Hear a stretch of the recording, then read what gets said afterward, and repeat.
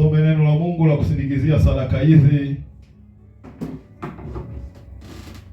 Nasoma neno la Mungu kutoka kwenye kitabu cha Zaburi sura ile ya 20 kuanzia mstari wa kwanza, nami ninasoma kwa jina la Bwana na Mwokozi wetu Yesu Kristo.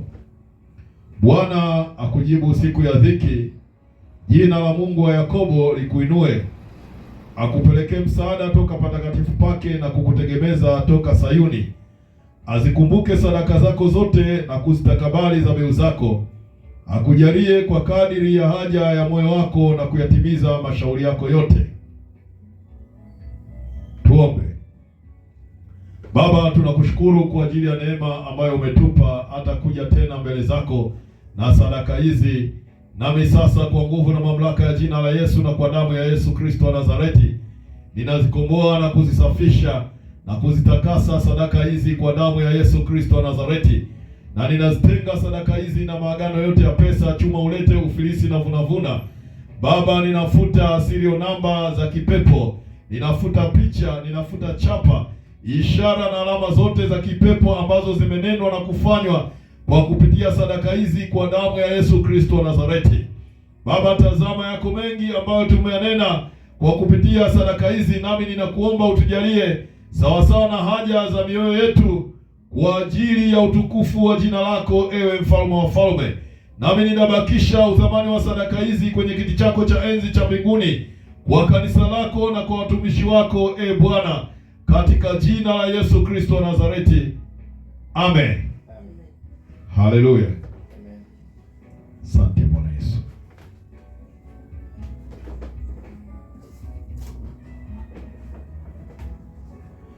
Baba, tunakushukuru, tunasema asante kwa ajili ya neema ambayo umetupa kuja mbele zako, kula na kunywa mezani pako, e Bwana Yesu Kristo. Nami sasa kwa nguvu na mamlaka ya jina la Yesu na kwa damu ya Yesu Kristo wa Nazareti, ninazikomboa nafsi za watoto wako, nafsi zao, roho zao na mioyo yao kwa damu ya Yesu Kristo wa Nazareti.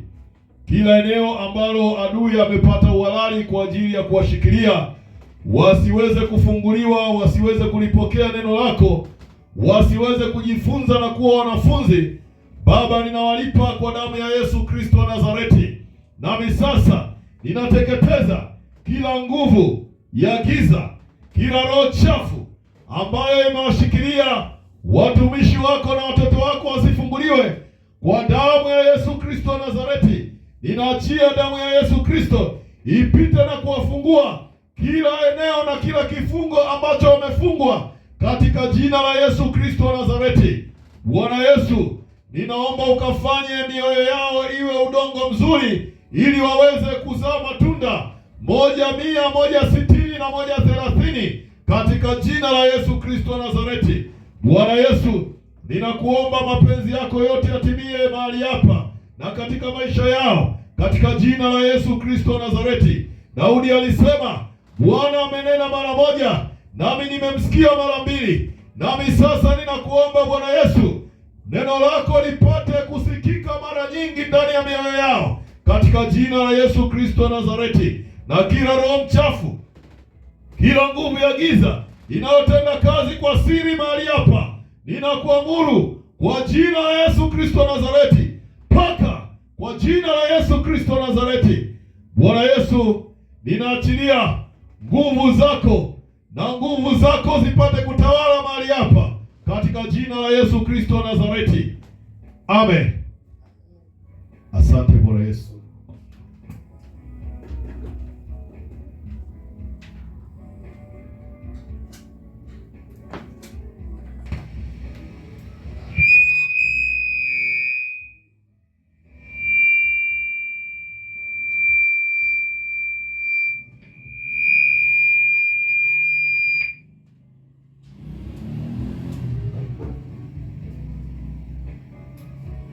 Haleluya.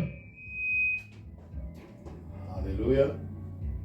Haleluya. Asante Bwana Yesu. Haleluya. Thank you Jesus.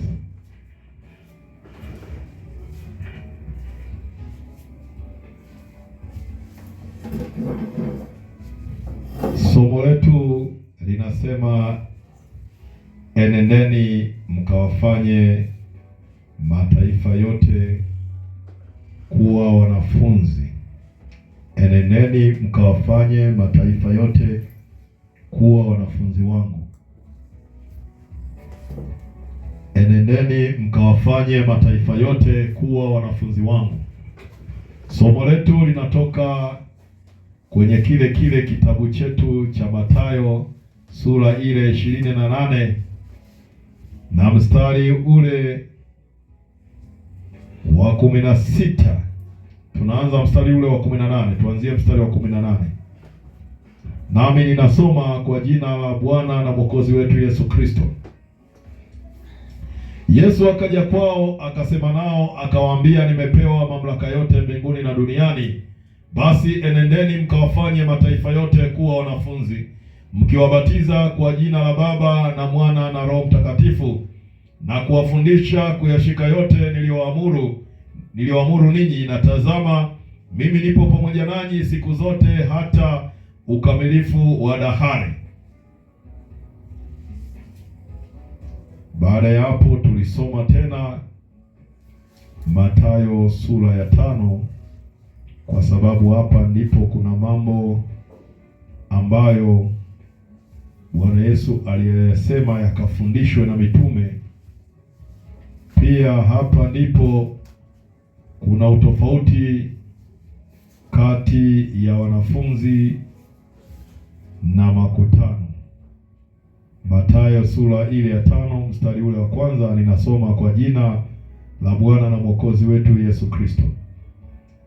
Naye alipoona makutano, alipanda mlimani, na alipokwisha kuketi, wanafunzi wake walimjia.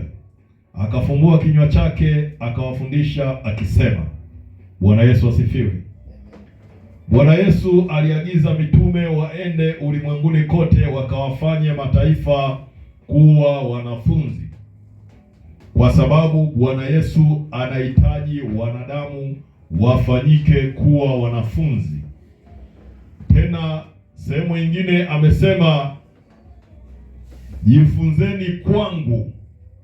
jifunzeni kwangu, kwa sababu nira yangu ni laini na mzigo wangu ni mwepesi. Bwana Yesu asifiwe. Yaani Bwana Yesu katika mafundisho yake zipo nira. Bwana Yesu pia ana nira. Nira ni kifungo cha kuambatana na kazi fulani au utumwa fulani au na mtu fulani. Lakini nira ya Bwana Yesu amesema, nira yangu ni laini. Bwana Yesu asifiwe. Tena Bwana Yesu pia ana mizigo. Mizigo ya Bwana Yesu anasema, mzigo wangu ni mwepesi. Kumbe Bwana Yesu anazo nira na pia ana mizigo. Bwana Yesu asifiwe. Sasa nira za Bwana Yesu sio kama nira za shetani, na mzigo wa Bwana Yesu sio kama mzigo wa shetani. Nira ya Bwana Yesu ni kukufunga, kukuambatanisha na neno lake na mapenzi ya Mungu na mbingu, ili uweze kufika mbinguni. Bwana Yesu asifiwe. Ipo siku Mungu akinipa neema, nitakuja kufundisha somo linaloitwa nira za Yesu na mizigo ya Yesu. Bwana Yesu asifiwe. Sasa amesema, mkawafanye mataifa kuwa wanafunzi wangu. Enendeni mkawafanye mataifa kuwa wanafunzi wangu. Bwana Yesu asifiwe. Bwana Yesu anataka mataifa wajifunze kwa Yesu, wawe wanafunzi wa Yesu, wajifunze mambo ya mbinguni, wajifunze mambo yanayompendeza Mungu. Bwana Yesu asifiwe. Tena kwa nini Bwana Yesu anataka mataifa kuwa wanafunzi? Bwana Yesu asifiwe. Anataka kuwa mataifa wawe wanafunzi ili wajifunze kwa Yesu na waweze kufika mbinguni. Bwana Yesu asifiwe. Sasa huku tukisoma kwenye kitabu cha Mathayo sura ya 5, neno la Mungu linatuambia Bwana Yesu alikuwa amekwenda kuhubiri. Alifika Yerusalemu, alifika Galilaya, Dekapoli, Yerusalemu na Uyahudi na ng'ambo ya Yordani. Kote alikuwa anazunguka kwenda kuhubiri. Lakini alipofika aliwaona wanafunzi, aliwaona makutano. Bwana Yesu akapanda mlimani. Bwana Yesu asifiwe. Yaani Bwana Yesu alipoona makutano akapanda mlimani. Bwana Yesu asifiwe. Bwana Yesu alipopanda mlimani akufumbua kinywa chake. Bwana Yesu asifiwe. Kwa sababu Bwana Yesu hataki kueleweka na makutano. Kwa nini alipanda mlimani? Kwa sababu akutaka makutano wamuelewe. Unajua Mungu anapotaka kufundisha jambo anakuja kwenye levo yako, anakuja kwenye kiwango chako. Bwana Yesu asifiwe. Alimchukua Ibrahimu. Ibrahimu alipokuwa anahitaji watoto, Ibrahimu alipokuwa anahitaji mwana wa kutimiza agano lake, Mungu alimchukua Ibrahimu akamtoa nje, akamwonyesha nyota. Kwa nini alimwonyesha nyota? Kwa sababu Ibrahimu alikuwa anazifahamu nyota za mbinguni na alikuwa anajua wingi wake, anajua kwamba hazihesabiki, ni nyingi sana. Mungu akatumia mfano huo kunena na Ibrahimu habari za uzao wake ambao ndio mimi na wewe leo hii. Bwana Yesu asifiwe. Sasa Mungu anapotaka kuwaelewesha watu, uwaga anakuja kwenye kiwango kile cha wanadamu wanachoweza kumwelewa. Bwana Yesu asifiwe. Sasa Bwana Yesu alipoona makutano, yeye alipanda mlimani. Yaani kupanda mlimani ni kwenda juu zaidi. Bwana Yesu asifiwe. Unajua mambo ya Mungu, mambo ya wokovu ni mambo ya kiwango cha juu sana. Bwana Yesu asifiwe. Ukiwa uko kwenye levo za kawaida huwezi ukaelewa. Bwana Yesu asifiwe. Ndiyo maana leo hii katika makanisa, ndiyo maana leo hii katika kanisa la Yesu Kristo wapo watu wanaoitwa makutano na wanafunzi. Sasa unapokutana na makutano siku zote hawaelewi mambo ya Mungu, kwa sababu mambo ya Mungu yako kwenye levo ya juu, na haijampendeza Bwana Yesu kuwaelewesha makutano mambo ya ufalme wa Mungu. Bwana Yesu asifiwe. Ukijiona umeokoka, uko ndani ya wokovu na huelewi mambo ya Mungu, ujue kwamba wewe ni makutano, uko kwenye levo za chini. Bwana Yesu asifiwe. Ndio maana Bwana Yesu alipoona makutano, yeye alitoka akapanda kwenda mlimani, kwa sababu levo za makutano hawawezi kufundishwa na Mungu, kwa sababu wao sio wanafunzi. Bwana Yesu asifiwe. Ukitaka kuwa mwanafunzi ni lazima ushuke chini, ni lazima unyenyekee. Unaponyenyekea ndio unakwenda juu, unapojinua ndio unashuka chini. Bwana Yesu asifiwe. Siku zote watu wenye majivuno hawawezi wakaelewa mambo ya Mungu. Ndio maana hata wakimsikiliza mchungaji anasema kila siku soma Biblia, yeye anachukua Biblia anasoma, alafu anaona mbona hamna tofauti yoyote, mbona kawaida tu. Bwana Yesu asifiwe. Lakini wanafunzi wanapoambiwa soma Biblia yako kila siku, akisoma Biblia anaona kuna vitu vinabadilika kwenye maisha yake, anaona kuna mambo anajifunza, kwa sababu yeye ni mwanafunzi. Bwana Yesu asifiwe. Sasa Bwana Yesu Kristo Alipoona makutano, alikwenda mlimani, alikwenda kwenye levo za juu, hakutaka wamwelewe, akaenda akaketi, akanyamaza kimya. Bwana Yesu anaketi mlimani anapokutana na makutano. Bwana Yesu asifiwe.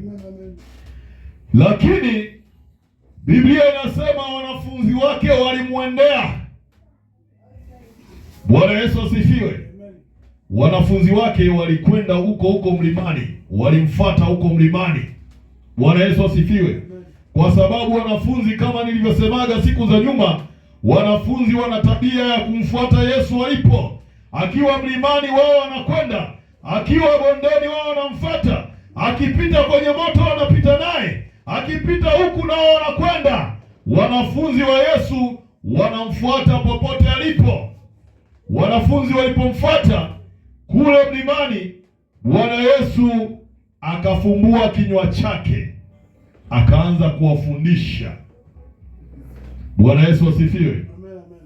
Sasa katika mambo aliyoyafundisha Bwana Yesu, tulijifunza mambo mengi, tukazungumza habari za ukamilifu, na mara ya mwisho tumezungumzia habari ya wema.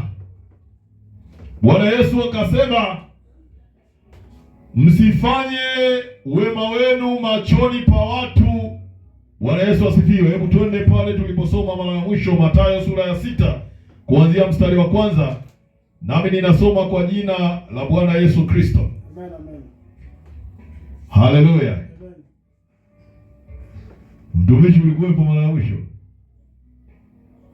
Hujakuwepo? Bwana Yesu asifiwe. Mathayo sura ya 6 kuanzia mstari wa 1, nasoma kwa jina la Bwana na Mwokozi wetu Yesu Kristo. Angalieni msifanye wema wenu machoni pa watu, kusudi mtazamwe na wao, kwa maana mkifanya kama hayo ampati thawabu kwa Baba yenu aliye mbinguni. Bwana Yesu asifiwe. Bwana Yesu hapa alituagiza tuangalie, tuwe makini, tusifanye wema wetu machoni pa watu ili tutazamwe na wao. Wakristo, ni jukumu letu kutenda mema, kufanya mambo mazuri, kufanya mambo ya wema. Lakini wema wetu tumeambiwa tusifanye machoni pa watu ili tutazamwe na watu, kwa sababu tukifanya hivyo hatutapata thawabu mbinguni. Angalieni msitende mema yenu machoni pa watu ili mtazamwe na wao. Kwa hiyo tunaweza tukatenda wema wetu machoni pa watu, lakini hatutendi wema wetu machoni pa watu ili tutazamwe na wao. Tunaweza tukatenda wema wetu machoni pa watu kwa ajili ya Mungu. Bwana Yesu asifiwe. Kama nilivyosema mara ya mwisho, kuna wema ambao hauwezi ukajificha. Bwana Yesu asifiwe.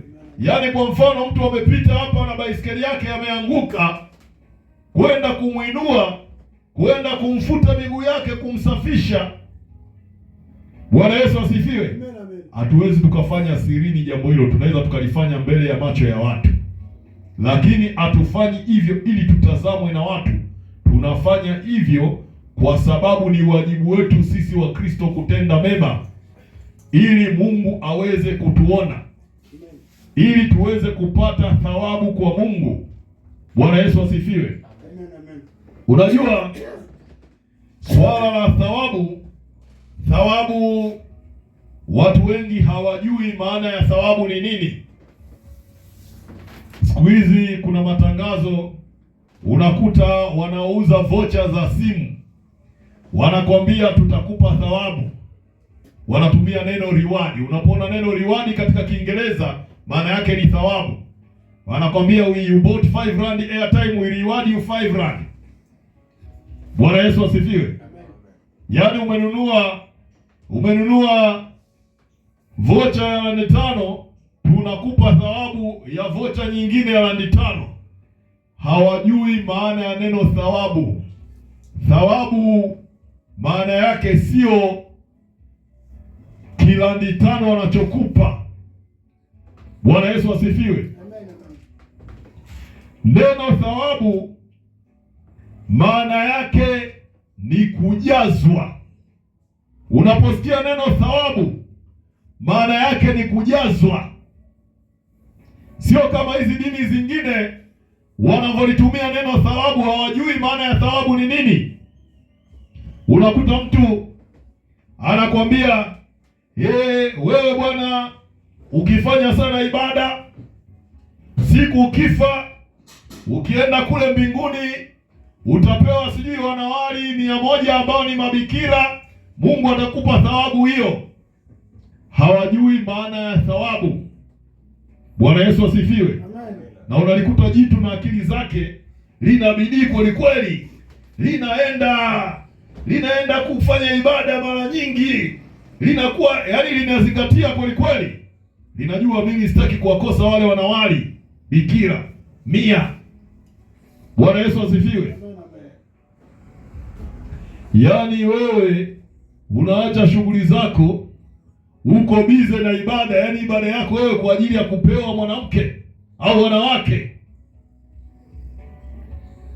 Bwana Yesu asifiwe. Hawa ni wanadamu wasiokuwa na thamani, na ndio maana Biblia imewaita takataka. Hivi unajua kwamba wewe siku yoyote utakapokuwa ustahili kuingia mbinguni, unajua unaitwa nani? Takataka. Biblia inasema takataka. Unajua leo hii wapo marais takataka, wapo wachungaji takataka, wapo binadamu ambao ni takataka dunia hii, kwenye dunia hii. Biblia imesema ngano itakusanywa, itawekwa ghalani, lakini makapi yatatupwa motoni. Makapi ni nini? Makapi ni takataka. Bwana Yesu asifiwe. Kwa hiyo ukiwa binadamu ambaye hauingii mbinguni, yaani wewe huna mpango wa kuingia mbinguni, wewe ni takataka. Bwana Yesu asifiwe. Sasa kwa sababu ya watu kutokosa thamani, yaani hawana thamani, wanaposikia neno thawabu, yaani wao wanafikiria ni ujinga fulani tu. Thawabu maana yake ni kujazwa. Kujazwa ndiyo maana ya thawabu. Yaani thawabu, Mungu anapotaka kukupa thawabu, anaangalia wewe una mapungufu gani. Kwa hiyo unapokuwa na mapungufu yoyote katika maisha yako, Mungu anakuja anakupa kile ambacho umepungua kwenye maisha yako. Hiyo ndio inaitwa thawabu. Bwana Yesu asifiwe. Ibrahimu aliambiwa, tuliangalia habari za Ibrahimu mara ya mwisho. Ibrahimu aliambiwa, usiogope Abrahamu, kwa kuwa thawabu yako ni kubwa sana. Bwana Yesu asifiwe. Yaani Mungu alikuwa akimwangalia Ibrahimu katika mapungufu yake, akasema yaani nitamjaza sana. Yaani thawabu yako ni kubwa sana. Bwana Yesu asifiwe. Na jambo Abrahamu ambalo alikuwa amepungukiwa, moja kati ya mambo aliyokuwa Abrahamu amepungukiwa, alikuwa ana mtoto wa kiume. Bwana Yesu asifiwe. Abrahamu alikuwa hana mtoto wa kiume. Mungu akasema thawabu yako ni kubwa sana, maana yake nitakujaza watoto wa kiume wengi wenye thamani, mashujaa, wacha Mungu, watu wa imani, wanaompendeza Mungu. Na ndio maana Ibrahimu alionyeshwa nyota, kwa sababu nyota zina maana yake. Ndio maana ukisikia jamani, kulikuwa na mechi leo na nyota ya mchezo alikuwa ni fulani. Bwana Yesu asifiwe. Nyota ina maana. Ndio maana hata nyota mbinguni Ibrahimu alivyoonyeshwa, hata leo ukitoka nje ukitazama nyota wakati wa usiku, utaziona nyota zinang'aa tofauti, hazing'ai sawa sawa. Bwana Yesu asifiwe. Sasa Ibrahimu alikuwa ameambiwa atajazwa watoto wa kiume wengi wenye thamani tofauti, wenye utukufu tofauti. Bwana Yesu asifiwe. Na Ibrahimu baada ya jambo hilo, ukiwaangalia wana wa Ibrahimu, tukichukulia mfano wa mitume wale 12, Bwana Yesu asifiwe, kila mtu alikuwa na sifa yake, walikuwa hawafanani. Bwana Yesu asifiwe.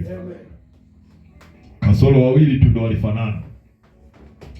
Kulikuwa na mtu anaitwa Yakobo, kulikuwa na mtu anaitwa Yohana. Ni watu walikuwa wamezaliwa kwenye familia moja, na Mungu akawapa aina moja ya roho au upako wa aina moja, akawaita wana wa ngurumo. Bwana Yesu asifiwe. Yohana na Yakobo, wale mitume wa Yesu Kristo, waliitwa wana wa ngurumo. Yaani wao walipokuwa wanafanya kazi ya Mungu, Bwana Yesu asifiwe, katika ulimwengu wa roho zilikuwa zinapiga radi sio za kawaida. Bwana Yesu asifiwe. Yaani wakisimama kuhubiri neno, wakisimama kuomba, wakitenda mema, yaani kule kuzimwa kukaliki, waliitwa wana wa ngurumo, sons of thunder. Bwana Yesu asifiwe. Unajua watu wengi wanaposoma Biblia, akiangalia Yohana na Yakobo, wana wa ngurumo, waliwaita wana wa ngurumo, wanachukulia kawaida. Mambo ya Mungu sio ya kawaida. Bwana Yesu asifiwe. Akamwita Petro, akamwambia wewe ni Petro. Maana yake wewe ni mwamba.